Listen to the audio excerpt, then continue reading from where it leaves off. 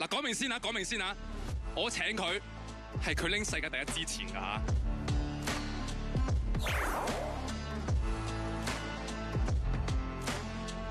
咁而家成為咗世一啦。係，你覺得呢個名係一個信心啊，定係一個壓力咧？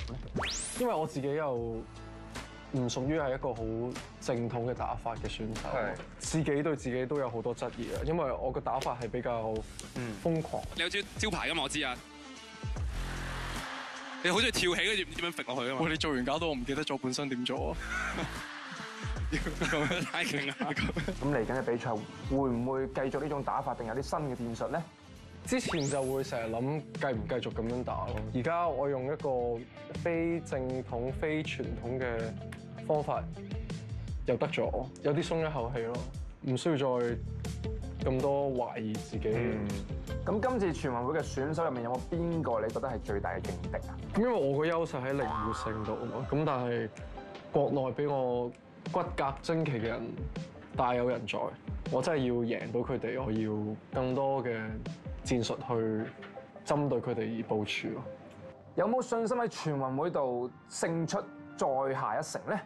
如果我贏到埋全運會，就已經係我可以退休啦。又唔好咁講，你開完演唱會可唔可以退休啊？喂，演唱會唔使同人鬥，搞到我都想開演唱會。拎到全運會冠軍，下一個目標就係開演唱會。咁就同你鬥噶咯喎！哇，點夠你鬥啊？你咁多 fans，賽仔。咁今次全運會係香港做主場啦，會唔會更加有信心啊？有呢個主場之利？有信心嘅。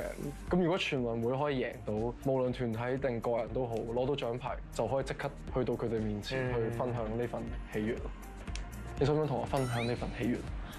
我而家即刻係好想同你分享呢份喜悅，所以我啱啱嚟咗1萬。又死，清一色。多謝。